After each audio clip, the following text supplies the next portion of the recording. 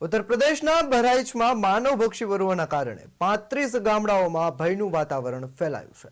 વરુઓના આતંકથી UP સરકારે operation Bhediya શરૂ કર્યું છે। બીજી તરફ દેશના એક રાજ્યમાં રખડતા કૂતરા અને વરુનું વર્ણસંકર પાણી મળી આવ્યું છે।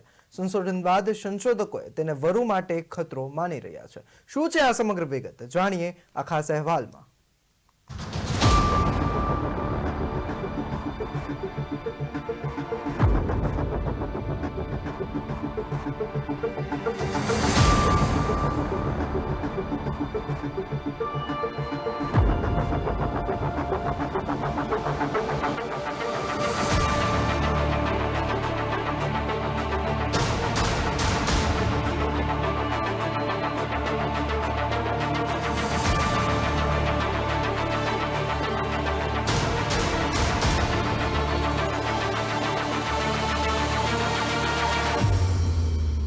ઉત્તર પ્રદેશના બહરાઇચમાં માનવભક્ષી વરુઓના કારણે 35 ગામડાઓમાં ભયનું વાતાવરણ ફેલાયું છે।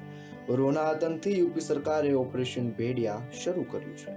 આ માટે 200 પોલીસ અને પીએસ જવાનો, વન વિભાગની 25 ટીમો, ડ્રોન તેમજ શૂટર્સ પણ તહેનાત છે। તંત્ર દ્વારા વરુઓ દેખાતા જ ગોળી મારવાના આદેશ આપવામાં આવ્યા છે। બીજી તરફ લોકોમાં એટલો ભય વધી ગયો છે કે ગામ છોડી સ્થળાંતર કરવા મજબૂર બન્યા છે। ઘણા એવા ગામડાઓમાં સેંકડો પરિવારો ઘર છોડીને શાળાઓમાં રાત વિતાવી રહ્યા છે। વાસ્તવમાં આ વિસ્તારમાં ગરીબીના કારણે ઘણા લોકોના ઘરના દરવાજા નથી। ડીએમ મોનિકા રાણીએ જણાવ્યું કે ગામડાઓમાં ભેજ અને ગરમીના કારણે લોકો ખુલ્લામાં સૂવાનું પસંદ કરે છે। અધિકારીઓ ગામના લોકોને ધાબા પર સૂવાની સલાહ આપી રહ્યા છે, પરંતુ જે પરિવારો પાસે માત્ર છાપરું જ છે તેમની સમસ્યા વધુ છે। આવી સ્થિતિમાં તેમની સુરક્ષા માટે પ્રશાસને આ પગલું ભર્યું છે। આ મામલે સીએમ યોગી આદિત્યનાથે પણ કડક સૂચના આપી છે। વરુના હુમલા ચાલુ છે। હવે બહરાઇચ સિવાય અન્ય જિલ્લાઓમાં વરુના હુમલાના અહેવાલો છે, જે સરકાર અને વહીવટી તંત્ર માટે પડકારરૂપ સાબિત થયા છે। 50 ગામોમાં વરુના હુમલાથી 2 મહિનામાં બાળકો સહિત 10થી પણ વધુ લોકોના મોત થયા છે, જ્યારે 38 લોકો ઘાયલ થયા છે। ઉત્તર પ્રદેશના બહરાઇચમાં માનવભક્ષી વરુઓને પકડવા માટે વન વિભાગ અને વહીવટી તંત્ર ઓપરેશન વુલ્ફ ચલાવી રહ્યું છે। અત્યાર સુધીમાં 4 વરુ પકડાયા છે, પરંતુ બાકીના વરુઓએ લોકોનું જીવન મુશ્કેલ બનાવી દીધું છે। વિભાગીય વન અધિકારી રાકેશ ડોમરે જણાવ્યું કે ઘાયલોને હડકવાની રસી અને દવાઓ આપવામાં આવી છે। वो भाई हुआ है हमारा, उसका नाम है संगम लाल, जिसे हम जब इतनी दूर से आए न, मतलब हम आज गेन घोरावे बाहर, तो वो कहिस कि हमहू चले थे दीदी पानी पीवे, फिर आवा जाए तब साथ में खाना खावा जाए। तो हम कहा ठीक है चलो, तो हम गए वहां पहिया, तो रखो हम चले गए नाजी घुरा, तो वो आवाज इतनी है। फिर वो कहिस हम चले थे दीदी पानी पी लेने पा, तो पानियो हाँ पानी ना पी पैस, फिर ऐसे मतलब वो पानी ना पी पैस चला आवा थी से कहिस तुम भर लाए, हम कहें ठीक है। फिर रखो भरा आओ भाई यही तीसे उका गिरा लिस काट लिस। अब फिर हम जब देखें चिल्लाने, जब वो मतलब उसके ऊपर चढ़ा रहा, तो हम देखें तो हम कहें कि यहाँ ये रखो ये तो कुत्ता ना लागत है, मतलब ना सियाल लागत है, तो हमको लागत है कि आगत। हम चिल्लाने को तेज चमके नम्मा यहाँ मतलब सबको शोर मचाते हैं, इसे आएगा मतलब देखो काट लीस भैया कहीं भेड़िया, तो देखो खूब चिल्लाने हैं। तब अम्मा मतलब अंदर से आएगी फट दे, और सब पप्पा हमारा बोले मतलब ये पप्पा हमारा सब पप्पा हमारा चौराहा गए रहे, और बड़के पप्पा और इसको आएंगे, फिर तमाम गांव के लौंडे आएंगे, और दद्दू हमारा बहराइच पर से काम की गया चाची के लड़का ये लंका गया है। उस शोर लगा थे जिससे हमका अंधेर था तो बत्ती रहा ही नहीं, तो हमका वो काला लगा था, जिससे जब लेट में पहुंचा तो हमका हल्का बुरा लगा, और तब उनका ध्यान ना कि फिर भैया का अपने संभारे के मतलब उनका संभारी, और हम कहाँ ध्यान હોસ્પિટલ માં આવી આવી ના કરીશું। બહરાઇચમાં આ માનવભક્ષી વરુઓને પકડવા માટે 5 ફોરેસ્ટ ડિવિઝન બહરાઇચ, કટારનિયા ઘાટ, વાઇલ્ડ લાઇફ, શ્રાવસ્તી, ગોડા અને બારાબંકીની લગભગ 25 ટીમો રોકાયેલા છે।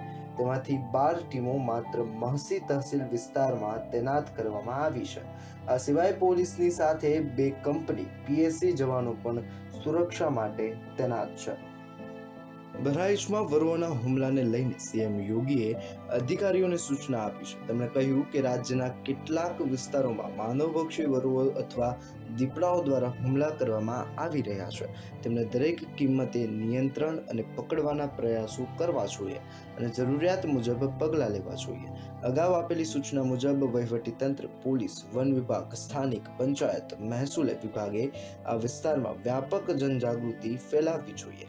લોકોને સલામતીના પગલાં વિશે પણ જણાવો અને આમાં જનપ્રતિનિધિઓનો પણ સહકાર લેવો જોઈએ. આંકડા મુજબ ભારતમાં દર વર્ષે 50 લોકો વાઘનો શિકાર બને છે, જ્યારે જંગલી ડુક્કર અને ચિત્તો 100 લોકોને મારી નાખે છે. આ સિવાય સાપ કરડવાથી 50,000થી વધુ લોકોના મોત થાય છે, પરંતુ આ યાદીમાં ક્યારેય વરુનું નામ સામેલ કરવામાં નથી આવ્યું. 1980ના દાયકામાં બિહાર અને ઉત્તર પ્રદેશમાંથી વરુઓના હુમલાના 2 કેસ નોંધાયા હતા. 40 વર્ષ બાદ યુપીના બહરાઇચ પર વરુનો ખતરો મંડરાઈ રહ્યો છે. છેવટે આનું કારણ શું છે? अभी यहाँ एक वही कम से कम 1-1.5 घंटे के अंदर अंदर अभी हमने उनको निशान वगैरह वीडियो बना के भी रखे हैं, लेकिन अभी भी कोई प्रशासन अंदर तक नहीं गया है. ओनली वन बाहर से घूम रहे हैं, नहर के उस पार से घूम रहे हैं, बोल रहा है ड्रोन घूम रहा है, हम देख रहे हैं, सर्च कर रहे हैं, लेकिन यहाँ पे कोई अवेलेबल कुछ है नहीं. ना कुछ भेड़िया ही है। जी भेड़िया ही है, प्रूफ है, वीडियो है, 2 हैं सर. भेड़िया नहीं कोई और दूसरा जानवर है, अभी उसका नाम बताया था मैं भूल गया, बीजू या कैसे कुछ करके बता रहे हैं वो. एक पैर से विकलांग है, एक सही 2 हैं, इधर की तरफ 2 आए हैं. तो आप लोगों ने देखा? जी निशान है सर, अभी जो जब निकले हैं उससे मात्र वही 10 मिनट का निशान भी हमारे पास है, प्रूफ वीडियो भी है. ये कौन सा गांव है? थैलिया है. तो है तो भेड़िया को लेकर जी बिल्कुल पूरा है सर, ये तो 10 अगस्त रिलैक्स 10 मार्च से चल रहा है सर ये तो. जी तो है इसमें। जी पूरा है सर. अभी कल शाम को रात में 3 बजे के समय एक लड़की को खा गया, उसके दोनों हाथ खा गए गरेठी में, गुरदतपुर में. यहाँ जनता में बहुत आक्रोश है, ठीक है, भेड़ियों को लेकर. प्रशासन 1.5 घंटे और 2 घंटे बाद यहाँ आया है. कुछ लोगों ने यहाँ से फोन किया था जब गया था यहाँ से, ठीक है. 1.5 घंटे बाद यहाँ प्रशासन आया है. इसके बाद यहाँ ये कह रहे हैं, ये कहकर यहाँ टाल रहे हैं कि अभी ये जाल लगाया जाएगा, ड्रोन से देखा जाएगा. कोई कह रहा है इसमें सियार है, कोई कह रहा है कुछ है, जबकि यहाँ से दिखाया गया है जो टीम एक्सपर्ट निशान उन लोगों ने बताया दिखाया था, तो वो बोल रहा है कि भेड़िया का है. और इसके बाद भी यहाँ चुस्त दुरुस्त सारी व्यवस्थाएं बिल्कुल ना के बराबर है. 1 घंटे के बाद पहले विभाग कैसे लगा हुआ है? वन विभाग इधर कहीं बात कर रहा है, कहीं उधर बात कर रहा है. हम देख रहे हैं वन विभाग के भी देख रहे हैं, कहीं इधर बात कर रहा है, कहीं उधर बात कर रहा है, और कह रहा है ज्यादा अगर कुछ करोगे मुकदमा लिखवा देंगे तुम्हारे पे. ड्रोन तो उड़ा रहा है ना? ड्रोन उड़ा रहा है. ड्रोन से क्या मतलब है भाई? ड्रोन तो देख रहे हैं वो ड्रोन से. बाकी ड्रोन पकड़ने जाएगा पकड़ने थोड़ी जाएगा. और अभी वहाँ एक जगह कुछ ग्रामीणों ने घेरा हुआ था, वहाँ इन लोगों ने प्रशासन ने गोला दाग दिया. वन विभाग वालों ने दागा हो या किसने दागा, इन्हीं की टीम ने किसी ने गोला दाग दिया. क्यों दाग दिया? क्योंकि ग्रामीणों ने घेर रखा था, अगर वो मार देते वहीं, ठीक है. इन लोगों ने गोला दाग दिया, इसलिए वो भाग गया यहाँ से. વાસ્તવમાં વરુ સ્વભાવે ખૂબ શરમાળ હોય છે અને તેઓ માણસોથી દૂર રહેવાનું પસંદ કરે છે. તમને જાણીને આશ્ચર્ય થશે કે વરુઓ પૃથ્વી પર લાખો અને કરોડો વર્ષથી છે. તે દરમિયાન પૃથ્વી પર માત્ર માણસો જ નહીં પરંતુ વાઘનું પણ કોઈ અસ્તિત્વ ન હતું. શ્વાનની ઉત્પત્તિ વરુઓમાંથી થયું હોવાનું કહેવાય છે, જેમને માણસના શ્રેષ્ઠ મિત્રો ગણવામાં આવ્યા છે. 15થી 30,000 વર્ષ પહેલા લોકોએ વરુઓને પાળવાનું શરૂ કર્યું હતું અને ધીમે ધીમે તેમણે કૂતરાઓનું રૂપ લઈ લીધું. એટલે કે કૂતરાઓ પણ વરુઓની જ એક પ્રજાતિ છે. તમને જણાવી દઈએ કે ભારતીય વરુ લુપ્ત થવાના આરે છે. બાકી રહેલા વરુઓની સંખ્યા વાઘ કરતાં પણ ઓછી છે. IUCNએ વરુઓને લુપ્તપ્રાય શ્રેણીમાં મૂક્યા છે, પણ ક્યારેય કોઈએ કેમ તેમની તરફ ધ્યાન ના આપ્યું અને વરુઓ હવે બધા ખોટા કારણોસર સમાચારમાં છે. પરંતુ સત્ય એ છે કે વધતી વસ્તી અને શહેરીકરણને કારણે વરુનું અસ્તિત્વ હવે જોખમમાં છે. આ જ કારણ છે કે વરુઓ જંગલમાંથી બહાર આવીને માનવ વસાહતોમાં પ્રવેશ કરી રહ્યા છે અને મનુષ્યોને નિશાન બનાવે છે. उसका ये रहता है कि 5-6 दिन के बाद वो अपनी एक्टिविटी शुरू करता है, तो इस वजह से वो अलग गांव है. तो इसमें अभियान में सबसे ज़्यादा दिक्कत ये आ रही है कि हर बार एक नया गांव चयनित हो रहा है और वन विभाग अपनी पूरी कोशिश भी कर रहा है. मुझे जल्दी उम्मीद है कि बाकी भी पकड़ लिया जाएगा. આ તો વાત થઈ વરુના હુમલાઓની, પરંતુ મહારાષ્ટ્રના પુણે નજીક એક પ્રાણી જોવા મળ્યું જે કંઈક અલગ જ હતું. તે વરુ જેવું દેખાતું હતું, પરંતુ વરુ જ હતું કે કેમ તે ચોક્કસથી કહી શકાય નહીં. તે રાખોડી રંગનું નહીં પરંતુ પીળા રંગનું હતું. આ વાત 2014ની છે. એ સમયે પુણેના નાગરિકોએ સ્થાપેલા ગ્રાસલેન્ડ ટ્રસ્ટના સાથીદારોએ વિસ્તારમાં ફરી રહ્યા હતા. આ વિસ્તારમાં આવા અલગ રંગનું પ્રાણી જોવા મળ્યાની માહિતી સ્થાનિક લોકોએ આપી હતી. આ તો વાત થઈ વરુના હુમલાઓની, પરંતુ મહારાષ્ટ્રના પુણે નજીક એક પ્રાણી જોવા મળ્યું હતું જે કંઈક અલગ જ હતું. તે વરુ જેવું દેખાતું હતું, પરંતુ વરુ જ હતું કે કેમ તે ચોક્કસથી કહી શકાય નહીં. તે રાખોડી રંગનું નહીં પરંતુ પીળા રંગનું હતું. આ વાત 2014ની છે. એ સમયે પુણેના નાગરિકોએ સ્થાપેલા ગ્રાસલેન્ડ ટ્રસ્ટના સાથીદારોએ વિસ્તારમાં ફરી રહ્યા હતા. આ વિસ્તારમાં આવા અલગ રંગનું પ્રાણી જોવા મળ્યાની માહિતી સ્થાનિક લોકોએ આપી હતી. ટ્રસ્ટના સ્થાપકોનું કહેવું છે કે લોકડાઉનના દિવસોમાં અમે પુણે નજીક આવું જ બીજું પ્રાણી જોયું હતું. એ પછી એક માદા દેખાઈ હતી. તે વરુ જેવી લાગતી હતી, પરંતુ ચામડી પરના અલગ રંગના પટ્ટા દેખાતા હતા. નિષ્ણાંતોના માર્ગદર્શન અને વન વિભાગની પરવાનગી સાથે તેમણે બાદમાં એ પ્રાણીના વાળ તથા વિષ્ટા એકત્ર કર્યા હતા. જો કે એ કામ સરળ ન હતું. વરુ એક ઉમદા અને એટલું જ રહસ્યમય પ્રાણી છે. તેને શોધવું બહુ જ મુશ્કેલ છે. વરુઓ માનવ વસાહતની નજીક રહેતા હોય છે અને એક રીતે માણસોની સારી રીતે ઓળખતા હોય છે. તેથી તે ક્યાં ફરે છે, ક્યાં બેસે છે અને એક જગ્યાએ છોડીને ક્યારે જાય છે તેના પર નજર રાખવામાં આવતી હતી. તેને લઈને આ વિચિત્ર પ્રાણીના વાળ અને વિષ્ટા મેળવી શકાયા હતા.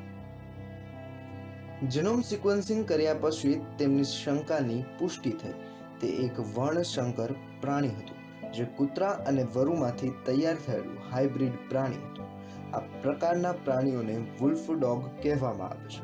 જો કે આ વર્ણશંકર પ્રાણી વુલ્ફ ડોગ તરીકે ઓળખાતી પ્રજાતિ કરતાં અલગ છે. શ્વાન અને વરુના સંવર્ધનના કિસ્સાઓ બાબતે દુનિયાભરમાં સંશોધન કરવામાં આવી રહ્યું છે, પરંતુ ભારતમાં આ પ્રકારના નક્કર પુરાવા મળ્યા હોય અને તેનો વૈજ્ઞાનિક અભ્યાસ કરવામાં આવ્યો હોય તેવી આ પ્રથમ ઘટના હતી. આ સંશોધનને કારણે વધુ એક વાત સાબિત કરી હતી કે આ વર્ણશંકર પ્રાણી નવા બચ્ચાઓને જન્મ આપી શકે છે. આ સંશોધન the grassland trust, Ashoka trust for research in ecology and environment અને national centre for biological sciences દ્વારા સાથે મળીને હાથ ધરવામાં આવ્યું હતું. તેનું પ્રકાશન જર્નલ ઓફ ઇકોલોજી એન્ડ ઇવોલ્યુશનમાં કરવામાં આવ્યું હતું. એક વર્ષ પછી પણ વરુના સંવર્ધનમાં પ્રયાસોમાં કોઈ મોટું ફેરફાર થયો નથી. વરુ અને કૂતરા વચ્ચે આ સંકર પ્રક્રિયા શા માટે થાય છે? રખડતા કૂતરાઓની સંખ્યામાં થયેલો વધારો આ માટે કારણભૂત છે? આ સંદર્ભે શા માટે વધુ સંશોધન જરૂરી છે? ગ્રે વુલ્ફ અથવા રાખોડી રંગના વરુઓ વિશ્વભરમાં વિવિધ પ્રકારના આવાસોમાં રહે છે. તે ઘાસના મેદાનો, જંગલો અને બર્ફીલા પ્રદેશોમાં રહેતા હોય છે. જો કે ભારતમાં વરુઓ મુખ્યત્વે માનવ વસાહતોને અડીને આવેલા સવાનામાં રહે છે. સવાના શબ્દ સંભળાય એટલે આપણી નજર સામે આફ્રિકાના કેન્યા જેવા દેશોમાં વિશાળ ઘાસના મેદાનો સામે આવે. ભારતમાં પણ હિમાલયના તરાઈ પ્રદેશ, રાજસ્થાન અને મહારાષ્ટ્રમાં મેદાની વિસ્તારો છે. ભારતીય સવાના એક અનન્ય ઇકોસિસ્ટમ છે. તેમાં કાળિયા, શાહુડી અને ઇન્ડિયન બસ્ટાર્ડ જેવા વિવિધ પ્રાણીઓ રહે છે. વરુઓ આ ઇકોસિસ્ટમની ફૂડ ચેઇનનો સર્વોચ્ચ અને સૌથી મહત્વનો હિસ્સો છે. ભારતમાં વરુની બે પ્રજાતિ, હિમાલયન વરુ અને ભારતીય ગ્રે વરુ છે. તેમાં ખાસ કરીને ભારતીય વરુ મહત્વના છે, કારણ કે ભારતની ગ્રે વરુની આ પ્રજાતિ વિશ્વની સૌથી જૂની ગ્રે વરુની પ્રજાતિઓ પૈકી એક છે. તેથી એક રીતે આ વરુ વિશ્વભરમાંના ગ્રે વરુઓના પૂર્વજો છે. તે લુપ્ત થઈ જશે તો ઉત્ક્રાંતિની સાંકળમાંની એક મહત્વની કડી ખોવાઈ જશે. ICUN સંસ્થાના વર્ગીકરણ મુજબ ગ્રે વરુ વિશ્વભરમાં ચિંતાજનક સ્થિતિમાં હોય તેવી પ્રજાતિ નથી, પરંતુ જે દેશોમાં તેના અસ્તિત્વ પર જોખમ છે તેમાં ભારતનો સમાવેશ થાય છે. ભારતમાં 1972ના વન્યજીવન અધિનિયમ હેઠળ વરુઓને રક્ષણ આપવામાં આવ્યું છે, પરંતુ સંશોધકોનું કહેવું છે કે વરુઓના વસવાટવાળા વિસ્તારમાં માનવીઓની દખલગીરીના કારણે તેમના અસ્તિત્વ પર જોખમ સર્જાયું છે. ભારતમાં વરુઓની સંખ્યા 2000 થી 3000 હોવાનો અંદાજ છે, પરંતુ સંશોધકો કહે છે કે આ સંખ્યા સાચી નથી, કારણ કે આ માત્ર અંદાજ છે. વાઘની માફક વરુઓની ગણતરી કરવામાં નથી આવી. રાજસ્થાન, મધ્યપ્રદેશ, ગુજરાત, છત્તીસગઢ, આંધ્રપ્રદેશ, તેલંગાણા અને કર્ણાટકમાં વરુઓની સંખ્યા સૌથી વધુ છે. પરંતુ આશ્ચર્યની વાત એ છે કે આ રાજ્યોમાં ક્યારેય વરુઓના હુમલાના સમાચાર નથી આવ્યા. દેખીતી રીતે 7 રાજ્યોમાં વરુઓની જીવનશૈલીને કોઈ નુકસાન નથી થયું. તેથી તેઓ માત્ર માણસોથી દૂર જ નથી, પરંતુ તેમની સંખ્યા પણ વધુ છે. મહારાષ્ટ્રના સવાના વિસ્તારોમાં વરુઓની ગીચ વસ્તી છે. એક અંદાજ મુજબ માત્ર પુણે જિલ્લામાં જ 30 થી વધુ વરુઓ છે. સંશોધકોને પુણેના ઘાસિયા મેદાન વિસ્તાર માલરડામાંથી વરુ કૂતરા જેવું મિશ્રણનું પ્રાણી મળી આવ્યું હતું. એક ખાનગી trust for research in ecology and environment જૈવ વિવિધતાના સંશોધક અભિવનક કહે છે કે કૂતરાઓ અને વરુ આનુવંશિક રીતે ખૂબ જ નજીકના સંબંધી છે. કૂતરાઓમાં વરુથી વિકસિત થયા છે. કૂતરા એક રીતે પાળેલા વરુ જ છે. વિશ્વભરમાં વરુ કૂતરાના હાઇબ્રિડના ઘણા કિસ્સાઓ નોંધાયા છે. ભારતમાં તેના કેટલાક ફોટોગ્રાફિક પુરાવા પણ છે. તેનું કારણ એ છે કે કોઈ જગ્યાએ વરુની સંખ્યા ઘટે તો તેઓ નવા સાથી શોધી શકતા નથી અને તે સમયે કૂતરા સાથે સંવનન કરે છે. તાજેતરના સમયમાં ઘાસના મેદાનોમાં માનવ અતિક્રમણમાં વધારો થયો છે.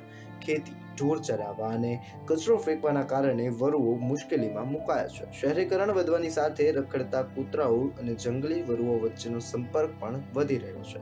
માણસે ભૂતકાળમાં શ્વાન અને વરુઓ વચ્ચે સંવનન કરાવીને શ્વાનની ચોક્કસ જાતિઓ વિકસાવી છે. ઘણી જગ્યાએ આવા બ્રીડિંગ પર પ્રતિબંધ છે. જંગલમાં આવું બ્રીડિંગ વધારે જોખમી સાબિત થઈ શકે છે, કારણ કે તે વરુની પ્રજાતિ માટે જોખમી સાબિત થઈ શકે છે. એક ઉદાહરણથી સમજીએ તો તમે 2 રંગના ડબ્બા લઈને તેને એકમેકની સાથે ભેળવો તો મૂળ રંગ જેવા હોય તેવા ન રહે. એવી જ રીતે વણશંકર પ્રજાતિની આનુવંશિક લાક્ષણિકતાઓ ભૂસાઈ જાય છે. એક પ્રજાતિના પ્રાણીની સંખ્યા વધારે હોય, જેમ કે આ કિસ્સામાં શ્વાન, અને બીજી પ્રજાતિના પ્રાણીની સંખ્યા ઓછી હોય, જેમ કે વરુ, તો વરુના આનુવંશિક લક્ષણોને શ્વાન નષ્ટ કરી શકે છે અને આખરે વરુની પ્રજાતિઓનો જ નાશ થઈ શકે છે. વરુઓના અસ્તિત્વ પર માત્ર કૂતરાઓને કારણે જ જોખમ નથી. એક અભ્યાસમાં જાણવા મળ્યું છે કે વરુઓના રહેણાંક વિસ્તારમાં દીપડાઓની હાજરીને કારણે આ વસવાટનું સંતુલન ખોરવાઈ રહ્યું છે. તેમ છતાં ભારતીય વરુના સંરક્ષણ માટે પૂરતા પ્રયાસો કરવામાં નથી આવતા તેવું સંશોધકો જણાવે છે. વરુ દર 3 થી 5 દિવસે કેટલાક જંગલી પ્રાણીઓનો શિકાર કરે છે. તેમને પેટ ભરવા માટે એક સમયે 6 થી 9 કિલો માંસની જરૂર પડે છે. વરુ સામાન્ય રીતે હરણ, સસલા અને સરીસૃપનો શિકાર કરે છે. આ પ્રાણીઓ પણ હવે માણસો ખાવા માટે આવી રહ્યા છે. તેથી વરુઓ જંગલમાંથી બહાર આવીને માનવ વસાહતોમાં વિહરતા વધુ મજબૂત બનવા લાગ્યા છે.